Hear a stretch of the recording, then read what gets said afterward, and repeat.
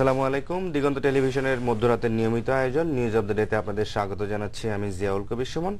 আর আমার সাথে আজ স্টুডিওতে সংবাদ বিশ্লেষণের জন্য উপস্থিত আছেন বিশিষ্ট সাংবাদিক ও নয়া দিগন্তের ডেপুটি এডিটর জনাব মাসুমুর রহমান খলিলি। খলিলি ভাই, আপনাকে স্বাগত জানাচ্ছি। শুরুতে আমরা সংবাদপত্রে যাওয়ার আগে আমাদের দিগন্ত প্রাইম টাইম হেডলাইন্সগুলো একবার দেখে নিচ্ছি।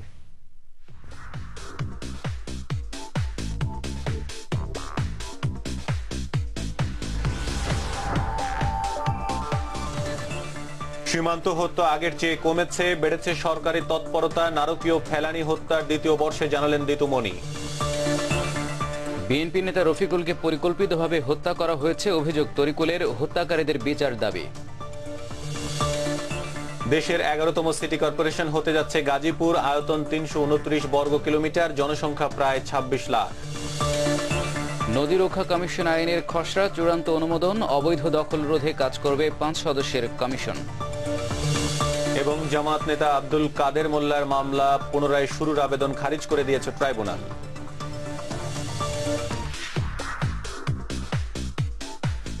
আমরা দিগন্ত প্রাইম টাইমের শিরোনামগুলো দেখলাম। এবার ঢাকা থেকে প্রকাশিত জাতীয় দৈনিকগুলো শিরোনাম দেখে নিচ্ছি। প্রথমে নয় দিগন্ত। একের পর এক রাজনৈতিক হত্যাকাণ্ড, 4 বছরে 800 খুন, দীর্ঘ হচ্ছে গুমের তালিকা। মাঠ পর্যায়ে আতঙ্ক, কিলিং ইজ কিলিং আইজিপি। বিক্ষোভে অচল বলাকা ভবন। আজ থেকে বিমান শ্রমিক লীগের লাগাতার ধর্মঘট। জনপ্রিয়তায় কাল হলো রফিকের, হত্যার প্রতিবাদে রাজধানীতে গাড়ি ভাঙচুর, সড়ক অবরোধ। বিভিন্ন চুক্তি স্বাক্ষরের সিদ্ধান্ত নিয়ে রাশিয়া যাচ্ছেন প্রধানমন্ত্রী। বাংলাদেশ প্রতিদিন। আতঙ্ক ছড়াতেই রফিক হত্যা, চৌধুরী আলমের বিশ্বস্ত ডানহাত ছিলেন, মহানগর বিএনপিতে ছিলেন প্রভাবশালী। ঘুরে দাঁড়াতে পারছে না আওয়ামী লীগের সহযোগী সংগঠন। 2 নেত্রীকে একত্রে বসানো অসম্ভব নয়, কাজী আকরাম। বলাকায় ঢুকতে পারেননি কর্তারা, ধর্মঘটের ডাক। আমাদের সময়। ঢাকা থেকেই পিছু নেয় রফিকুলের ঘাতকরা, খুনিদের গ্রেফতারের দাবিতে ব্যবসায়ীদের বিক্ষোভ। না সংসদে না রাজপথে সফল বিএনপি, বিরোধী দলের 4 বছর। 4 বছরের সাংগঠনিক কর্মকাণ্ডে পিছিয়ে আওয়ামী লীগ। বাঘের ঘরে ঘোগের বাসা, খোলা বাজারে র্যাব পুলিশের ব্যাজ, হাতকড়া পোশাক। আর একটি সংবাদ আছে, নৌ ট্রানজিট পাচ্ছে ভারত, তিস্তা চুক্তির খবর নেই। দৈনিক সংগ্রাম। আওয়ামী লীগ সরকারের তোষণ নীতির কারণে সীমান্ত হত্যায় বিএসএফ বেপরোয়া, শহীদ ফেলানি দিবসে নেতৃবৃন্দ। বাংলাদেশ থেকে জনশক্তি রফতানি আরও বৃদ্ধি করা হবে, স্পিকারের সাথে সফররত সৌদি মজলিসে শুরা প্রতিনিধি দলের বৈঠক। পর্দানসীন 20 নারীর বোরকা কেড়ে নেওয়া হয়েছে, জামিন দেয়নি আদালত। আবারও ট্রাইব্যুনালে জ্ঞান হারালেন গোলাম আজম, পুনর্বিচার আদেশের বিরুদ্ধে আজ রিভিউ আবেদন। মানব জমিন। মৃত্যুকূপ 56 নম্বর ওয়ার্ড, মহাজোটের যোগ বিয়োগের চিন্তা। ফের অচল বিমান, শ্রমিক লীগের অনির্দিষ্টকালের ধর্মঘট। গাজীপুর সিটি কর্পোরেশন হলো, মে মাসে নির্বাচন। সকালের খবর। সঞ্চয়পত্রে বিনিয়োগ 2000 ভাগ কমেছে। সিটি কর্পোরেশন হলো গাজীপুর, আনন্দ মিছিল, মিষ্টি বিতরণ। জরিপগুলোরই জরিপ করতে হবে, দীপুমণি। অর্থনীতি প্রতিদিন। টিকফার চাপে জিএসপি কৌশল খুঁজছে সরকার, দাম বাড়িয়ে পাট কিনে কোটি টাকা লোপাট।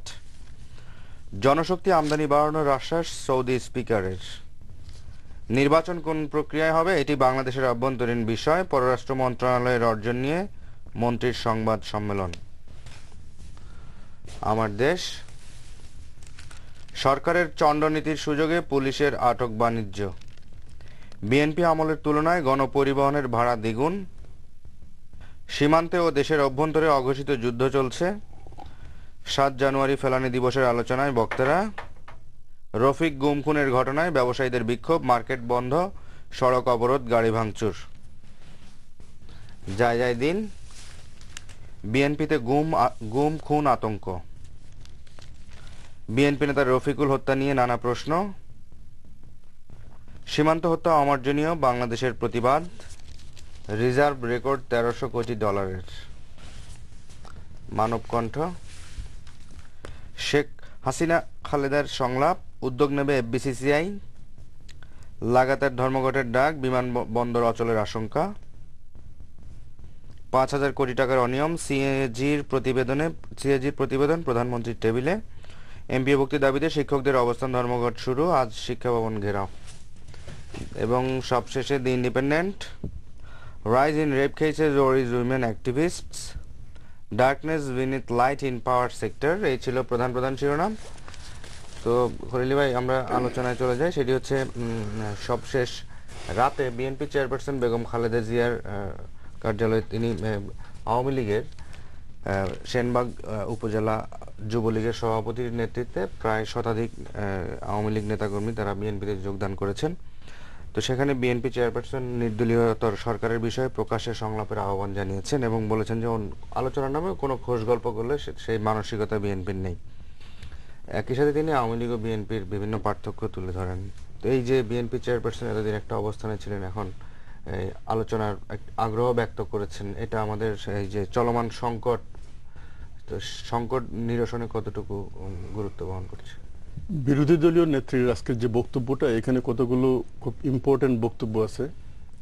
বিশেষত উনি কয়েকটা কথা বলেছেন। একটা হচ্ছে কি, যে সংলাপের প্রস্তাবটা সরকারের পক্ষ থেকে দেওয়া হয়েছে, এটার ব্যাপারে ওনার আপত্তি নেই, উনি সংলাপে বসতে চান। তবে সংলাপে কিভাবে বসা হবে সেটার কিন্তু একটা ধারণা উনি দিয়েছেন। উনি বলছেন, সৈয়দ আশরাফুল ইসলাম যেভাবে বলছেন, আমরা তো তলে তলে আলোচনা চালিয়ে যাচ্ছি। উনি স্পষ্ট বললেন যে না, তলে তলে আলোচনা না, এটা প্রকাশ্যে আলোচনা হতে হবে।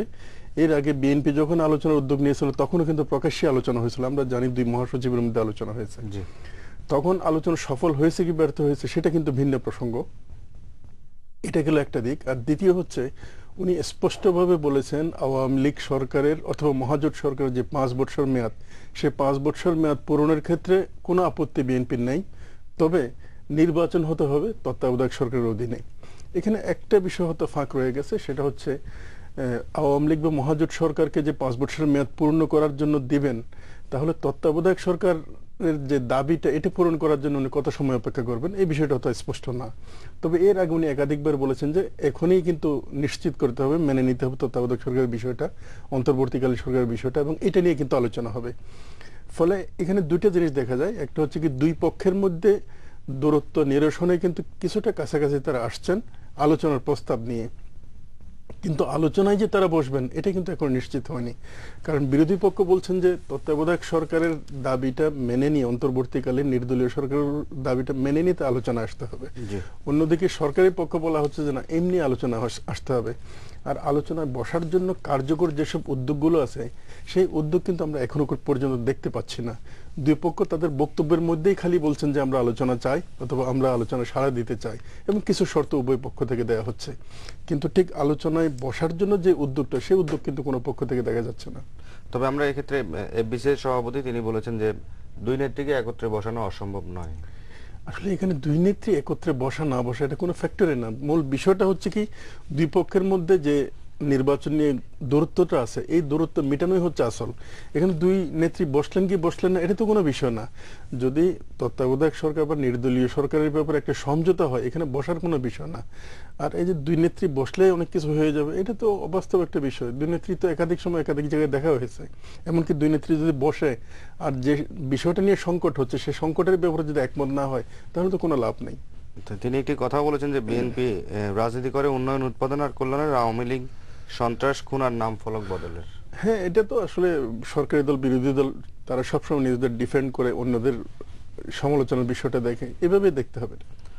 আর পরের সংবাদে যাই, সেটি হচ্ছে বিএসএফ এর হাতে বাংলাদেশি হত্যা অতীতের তুলনায় কমেছে বলে দাবি করেছেন পররাষ্ট্রমন্ত্রী ডাক্তার দীপুমণি। তিনি বলেছেন যে সীমান্তে হত্যা বন্ধে বর্তমান সরকারের যে তৎপরতা সেটিও বেড়েছে। আসলে অতীত বলতে উনি কি বোঝাচ্ছেন আমি জানি না। যেমন আগের সরকারের আমলে যদি এই সীমান্ত হত্যার পরিসংখ্যানটা সামনে আনা হয়, তাহলে এখন কিন্তু অনেক বেড়ে গেছে। আর উনি অতীত বলতে যদি গত বর্ষের সাথে তুলনা করতে চান, তাহলে হয়তো কমে থাকতে পারে। আমার সামনে এই মুহূর্তে স্ট্যাটিস্টিক্স নেই। তবে সীমান্ত হত্যা কিন্তু একেবারেই বন্ধ হওয়া উচিত। এটা কিন্তু 0 টলারেন্সে নিয়ে চলে যেতে হবে। ভারতের সাথে কি শুধু বাংলাদেশের সীমান্ত? তা কিন্তু না। চীনের সাথে দীর্ঘ সীমান্ত আছে, পাকিস্তানের সাথে দীর্ঘ সীমান্ত আছে, কিন্তু ওই সীমান্তে তো বিএসএফ গুলি করে চীনা নাগরিকদের অথবা পাকিস্তান নাগরিকদের মারে না। বাংলাদেশে কেন এটা হবে? একটা যুক্তি দেখানো হয়, সেটা হচ্ছে কি, এই সীমান্ত দিয়ে চোরাচালানের ঘটনা ঘটে থাকে। চোরাচালানের ঘটনা ঘটলেই যে গুলি করে মারতে হবে, এটা তো হতে পারে না। যদি আসলে ভারত চায়, তাহলে বিএসএফ এর এই যে গুলি করে হত্যা করা, এটা কিন্তু জিরো পর্যায়ে নিয়ে আসা যায়। এখন তাদের আন্তরিকতার পরিচয় দিতে হবে। আর সরকারের যে উদ্যোগের কথাটা বলেন, এখন সরকারের দায়িত্বশীল ব্যক্তিরাই কিন্তু জাস্টিফাই করতে চান, যেমন স্বরাষ্ট্রমন্ত্রীর একটা বক্তব্য আছে, এই চোরাচালানদেরকে গুলি করা হচ্ছে, অপরাধীদের গুলি করা হচ্ছে। এখন এই বিষয়টা, এই ধরনের বক্তব্য যদি আমাদের পক্ষ থেকে যায়, তাহলে বিএসএফ কেন তাদের এই তৎপরতা বন্ধ করতে যাবে? তবে বিএনপির তরফ থেকে একটি স্ট্যাটিস্টিক দেওয়া হয়েছে, তারা বলছেন যে সীমান্তে বিএসএফ এর হাতে প্রতি 4 দিনে একজন বাংলাদেশি নিহত হচ্ছে। হ্যাঁ, স্ট্যাটিস্টিক্স এরকমই। এবং আমার মনে তারা হয় বলছেন যে এটা দেশের সার্বিক অবস্থা 75-এর চেয়েও ভয়াবহ। এটা তো আসলে অনেকেই বলছেন, কারণ 75 সালে আমার যতদূর মনে পড়ে, আমি স্কুলের 7-8 না, ইয়েতে 10-এর ছাত্র, ফলে অনেক কিছু মনে আছে। কিছু কিছু ক্ষেত্রে আসলে 75-এর আগের যে পরিস্থিতি, তার চাইতে কিন্তু অবনতি ঘটছে। তবে 75 সালে তো একেবারে আনুষ্ঠানিক একদলীয় বাকশাল সরকার গঠন করা হয়েছিল। এখন তো আইনিভাবে ওইরকম কোনো উদ্যোগ নাই। তবে পরিবেশ পরিস্থিতি, এই যে গুম, এই যে বিষয়গুলো, এগুলো কিন্তু অনেকটা একই রকমের পর্যায়ে পৌঁছে গেছে বলে মনে হয়। আর যেহেতু গুম খুনের প্রশ্নে আসলো, সেখানে সংবাদপত্রগুলোতে আমরা দেখছি যে বিএনপি নেতা রফিকুল হত্যা নিয়ে নানা ধরনের প্রতিবেদন ছেপেছে। একাধিক সংবাদপত্র তারা লিখেছেন যে মৃত্যুকূপ 56 নম্বর ওয়ার্ড, আর তাকে এই যে বিএনপি নেতা রফিকুলকে নিয়ে, তো তিনি তো বঙ্গবাজার মার্কেট সমিতিরও সহসভাপতি ছিলেন এবং তারাও মার্কেট বন্ধ রেখে প্রতিবাদ জানিয়েছেন। এবং একই সাথে আমরা আরো কিছু রিপোর্টও দেখছি, সেগুলো হচ্ছে যে হ্যান্ডকাপ পরা অবস্থায় তাকে পাওয়া গেছে, তার লাশ। তো সেগুলো নিয়েই বিভিন্ন ধরনের প্রতিবেদন প্রকাশিত হয়েছে। রফিকুলের পরিবার থেকে তো স্পষ্ট বলা হয়েছে তাকে র‍্যাব হত্যা করেছে এবং এই হত্যাকাণ্ডের সাথে সরকারের যোগসূত্র আছে বলে তারা অভিযোগ করেছেন। আসলে ঘটনাটা যদি আমরা দেখি, নিরাসক্তভাবেই যদি এটাকে পর্যালোচনা করি, তাহলে কিন্তু এই ঘটনার সাথে যে আইন শৃঙ্খলা বাহিনীর একটা সম্পৃক্ততা আছে বা সরকারের কোনো মহলে সম্পৃক্ততা আছে, এটা কিন্তু অনেকটাই স্পষ্ট হয়। একটা বিষয় হচ্ছে কি, এই রফিকুলের ঘটনাটা কিন্তু একমাত্র ঘটনা না। এর আগে ইলিয়াস আলী, তারপরে চৌধুরী আলম তো একই ওয়ার্ডের, হ্যাঁ, চৌধুরী আলম, এরা কিন্তু গুম হয়েছে এবং কারো লাশ পাওয়া গেছে, কারো লাশ পাওয়া যায়নি। এর আগে যেমন যশোরের একজন নেতা ছিল নাজমুল, ইয়াং বিএনপি নেতা, তাকেও কিন্তু হত্যা করা হয়েছে। আসলে এই বিষয়গুলো আমার মনে হয় দেশের জন্য, দেশের প্রতিটি নাগরিকের জন্য একেবারে উদ্বেগজনক। এখন একটা লাশ পাওয়া যাচ্ছে পুলিশের হ্যান্ডকাপ পরা অবস্থায়, র্যাবের নামে, র্যাবের গাড়িতে তাকে বাড়ি থেকে ধরে নিয়ে যাওয়া হচ্ছে। পরে র্যাব অস্বীকার করছে, অস্বীকার করার পরে কি সব দায় দায়িত্ব শেষ হয়ে গেল? র্যাব তারা মারছে কি মারা নাই, সেটার চেয়ে বড় কথা হচ্ছে র্যাবের পোশাক পরে এই ধরনের ঘটনা ঘটানো হচ্ছে। এটার ব্যাপারে কি তদন্তের কোনো উদ্যোগ কি র্যাবকে নিতে হবে না? সরকারকে কি এটা দায় দায়িত্ব বহন করতে হবে না? আসলে এই ধরনের ঘটনাগুলো রাষ্ট্রীয় পর্যায়ে যদি এ ধরনের হত্যাকাণ্ডের সাথে সম্পৃক্ততা কোনো কারণে থেকেও থাকে, এটা কিন্তু দেশের নাগরিকদের নিরাপত্তার জন্য একটা মারাত্মক হুমকি হয়ে দাঁড়ায়। মনে রাখতে হবে কি, সরকার আজকে আওয়ামী লীগ আছে, কালকে কিন্তু আওয়ামী লীগ নাও থাকতে পারে। তখন রাষ্ট্রের কোনো প্রতিষ্ঠানকে যদি এ ধরনের একটা আইন বিরোধী কর্মকাণ্ডে নিয়োজিত করা হয়, এটার শিকার কিন্তু প্রকারান্তরে ওই দলকে পরবর্তী পর্যায়ে। বিএনপির সমন্বয়ক তরিকুল ইসলাম, তিনি এটাকে পরিকল্পিত হত্যাকাণ্ড হিসেবে তারা অভিযোগ করছেন। হ্যাঁ, উনি যে অভিযোগগুলো করেছেন, কিন্তু এবং আমরা কিছু সংবাদও দেখলাম যে তাকে ঢাকা থেকে ঘাতকরা ফলো করছিল, এরকম সংবাদ। হত্যাকাণ্ডের ঘটনাটা যদি পর্যালোচনা করা হয়, তাহলে তরিকুল ইসলামের বক্তব্যটা কিন্তু উড়িয়ে দেওয়া যায় না। আমার মনে হয় এটার যথেষ্ট ভিত্তি থাকতে পারে। আচ্ছা, আরেকটি সংবাদ, সেটি হচ্ছে আমার দেশ সম্পাদক, ভারপ্রাপ্ত সম্পাদক মাহমুদুর রহমান, রাতে ফেলানি হত্যার 2য় বর্ষপূর্তিতে একটা অনুষ্ঠান হয়েছে। তারা বলছেন যে দেশে মুসলিম পরিচয় এখন অপরাধের কারণ হয়ে দাঁড়িয়েছে এবং দাড়ি টুপি পর্দানশীল নারীদের কোনো মানবাধিকার নেই বলে মন্তব্য করেছেন তারা। আসলে এটা তো খুবই উদ্বেগজনক ব্যাপার। আজকে একটা খবর দেখতেছিলাম, এই যে 20 মেয়েকে যে গ্রেপ্তার করা হয়েছে, তাদের বোরকা খুলে আদালতে হাজির করা হয়েছে। এটা কোনো ধরনের মানবাধিকারের নীতির মধ্যে পড়ে বলে মনে হয় না। এটা কেন করা হচ্ছে, এটার ব্যাপারে স্পষ্ট বক্তব্য কিন্তু আমরা পাচ্ছি না। যদি কেউ কোনো ধরনের আইন ভঙ্গ করার অপরাধ করে থাকে, তাহলে তাকে গ্রেপ্তার করা যেতে পারে, আইনের ঊর্ধ্বে কেউ নয়। কিন্তু একটা বাসায়, অফিসে অভিযান চালিয়ে বোরকা পরা বা পর্দানসীন মেয়েদেরকে যদি ধরে এইভাবে রিমান্ডে নেওয়া হয় কোনো অভিযোগ ছাড়া, 54 নম্বর ধারা মামলা আছে, এটা তো হতে পারে না। এটা তো একটা মানে অস্বাভাবিক একটা পরিবেশের মধ্যে আমরা বসবাস করি। আর একটা মেয়ের, তার তো অধিকার আছে পর্দা করার। এখন পুলিশ রিমান্ডে তার বোরকা খুলে নেওয়া হবে, তাকে অন্যভাবে আদালতে হাজির করা হবে, এটা তো কোনোভাবে গ্রহণযোগ্য হতে পারে না। দুর্ভাগ্যজনক হচ্ছে কি, নয়াদিল্লিতে যে ঘটনাটা ঘটলো, একটা ধর্ষণের বিষয়টাকে কেন্দ্র করে। বাংলাদেশে একই ধরনের ঘটনা ঘটছে, কিন্তু বাংলাদেশের মানুষ এসব ব্যাপারে প্রতিবাদী হয়ে উঠছে না বলে কিন্তু এটা বারবার একই ঘটনা ঘটছে। আসলে এই পরিবেশটা কিন্তু রাষ্ট্রের কোনো নাগরিকের জন্য কল্যাণকর না। এটা কিন্তু দলের ব্যাপার না। আওয়ামী লীগ বলেন, বিএনপি বলেন, আওয়ামী লীগের নেতাদের বাড়িঘরে কি এই ধরনের পর্দানুশীল মেয়েরা নেই? আওয়ামী লীগের অনেক নেতার ফ্যামিলিতে এরকম কিন্তু বোরকা পরা আছে। তারা তো একটু ভাবতে পারে না, এটা যদি আমাদের পরিবারের সদস্যদের সাথে একই ধরনের আলোচনা করা হয় তাহলে তাদের কেমন লাগবে? তো খলিল ভাই, সময় হলো একটা বিরতি, থাকার জন্য ধন্যবাদ। তো খলিল ভাই, আমরা পরের প্রসঙ্গে যাই। সেটি হচ্ছে লাগাতার ধর্মঘটে 7 দফা দাবি না মানায় বিমান বাংলাদেশ এয়ারলাইন্সের শ্রমিক কর্মচারীরা মঙ্গলবার থেকে, অর্থাৎ আজ থেকে সকাল 6টা থেকে সর্বাত্মক তারা ধর্মঘট শুরু করেছেন। তো এর আগেও তারা তাদের বেশ কিছু দাবিতে আমরা দেখি যে প্রায়শই তারা অবরোধ করে থাকেন। তো এদিন কিন্তু কোনো কর্মকর্তাকে তারা বলাকায় ঢুকতে দেননি। তো এই যে রাষ্ট্রীয় পতাকাবাহী বিমান বাংলাদেশ এয়ারলাইন্সের এই ধর্মঘট বা এই যে অচল অবস্থা, এটা এমনিতে কিন্তু বাংলাদেশ বিমানের অবস্থা, বিমানের যে শিডিউল লন্ডভন্ড হয়ে যাচ্ছে, তাদের মনে হয় 8টার মতো উড়োজাহাজ আছে, এর মধ্যে 3টাই কিন্তু এখন অচল নানান যান্ত্রিক ত্রুটির জন্য, যার কারণে নিয়মিত ফ্লাইটগুলো কিন্তু চালানো যাচ্ছে না। এর মধ্যে আজকে থেকে যদি অনির্দিষ্টকালের জন্য ধর্মঘট শুরু হয়, তাহলে বিমানের ব্যবসা বাণিজ্যের সবকিছু যে 12টা বাজবে, এতে কিন্তু সন্দেহের কোনো কারণ নেই। এবং কি কারণে এই আন্দোলনে যাচ্ছে এবং কারা যাচ্ছে? যাচ্ছে হচ্ছে কি, সরকারের সমর্থক যে সিবিএ আছে, বিমান শ্রমিক লীগ, তারাই যাচ্ছে। এবং দাবিগুলো কি কি? 1 নম্বর দাবি হচ্ছে ওই যে শ্রমিক লীগের সভাপতি যিনি আছে, ওনার বিরুদ্ধে 2টা অভিযোগ দায়ের করা হয়েছে, বিভাগীয় অভিযোগ, সেই মামলা যেন প্রত্যাহার করা হয়, এটা হচ্ছে 1 নম্বর দাবি। এবং দ্বিতীয় আরো ছোটখাটো কিছু দাবি আছে। এখন বিষয়টা হচ্ছে দাবিগুলো যদি যৌক্তিক হয়ে থাকে সেটা কিন্তু অবশ্যই বিবেচনা করতে পারে, কিন্তু বিমানের মতো একটা জাতীয় প্রতিষ্ঠানকে জিম্মি করে যদি একটা ক্রমাগতভাবে একটা লোকসানি প্রতিষ্ঠান থেকে ঠেলে দেওয়া হয়, এটা কোনোভাবে গ্রহণযোগ্য হতে পারে না। দুর্ভাগ্যজনক হচ্ছে বিমানের এমডির সাথে চেয়ারম্যানের গ্যাপ রয়ে গেছে। আবার বিমানের যেসব বোয়িংগুলো সংগ্রহ করা হচ্ছে সেগুলোর গুণগত মান কেমন তাও বোঝা যাচ্ছে না। লিজ নেওয়া হচ্ছে, হয়তো 160 আসনের একটা বিমান লিজ নেওয়া হচ্ছে, 140 জন যাত্রীর লাগেজ এখানে তোলা যাচ্ছে না, যার কারণে বিমানের যাত্রী আসে তো লাগেজ আসে না। এসব অনিয়ম, শিডিউল বিপর্যয়, নানান কারণে কিন্তু বিমান এমনিতেই বিপর্যস্ত অবস্থার মধ্যে আছে। এই অবস্থায় অনির্দিষ্টকালে ধর্মঘট যদি চলতে থাকে, তাহলে দেখা যাবে যে বিমানের ব্যবসা বলতে আর কোনো কিছু নাই। এমনিতেই যেমন আমার ব্যক্তিগত একটা অভিজ্ঞতা আছে, ঢাকা থেকে থাইল্যান্ড যাচ্ছিলাম বিমানে করে, মাত্র 13 জন যাত্রী ছিলাম। ঠিক একই দিন থাই এয়ারলাইন্সের যে বিমানটা, এখানে কিন্তু শতকরা 100% অকুপাই হয়ে গেছে। আমি শুনতে পেলাম একজন যাত্রী ওই বিমানের টিকিট চাইছিল, বলা হয়েছে যে না, কোনো টিকিট নাই। তার মানে এখানে ভেতরে কিন্তু একটা বড় ধরনের রহস্যজনক বিষয় আছে। অনেকে কিন্তু বিমানটাকে একটা জিম্মি করে নিজেদের আখের গোছানোর চেষ্টা করতেছে। এই অবস্থা কিন্তু চলতে পারে না। বিমানের কিন্তু এখনো অনেক সম্ভাবনা আছে। ইচ্ছে করলে এটাকে যদি কমার্শিয়ালি চালানো হয় এবং রাজনৈতিক হস্তক্ষেপ যদি বন্ধ করা হয়, এখান থেকে যদি দুর্নীতি অনিয়মগুলো বন্ধ করা হয়, তাহলে বিমানকে কিন্তু লাভজনক করা সম্ভব।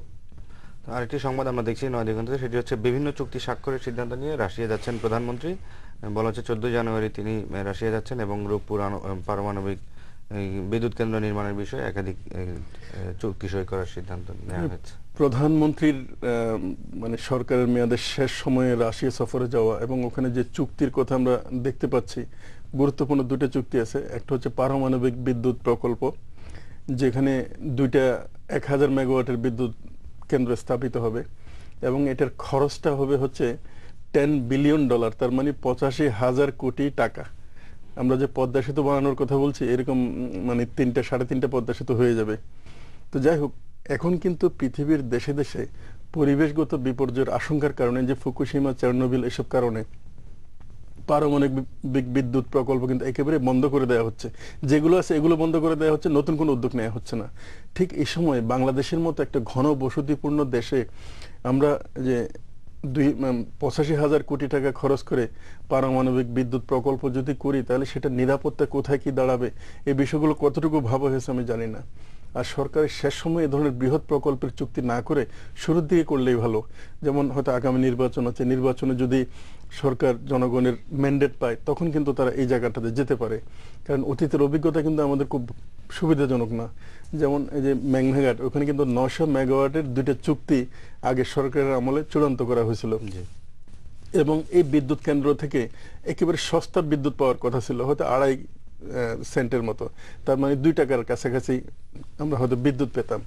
এই 900 মেগাওয়াটের চুক্তি দুইটা, একটা তত্ত্বাবধায়ক সরকারের সময় বাতিল করা হয়েছে আর একটা এই সরকারের আমলে বাতিল করা হয়েছে। বাতিল করে কি করা হলো, যদি বাতিল না করা হতো তাহলে 1 বছরের মাথায় কিন্তু বিদ্যুৎ পাওয়া যেত, অন্তত 50% পাওয়া যেত 1-1.5 বছরের মাথায়।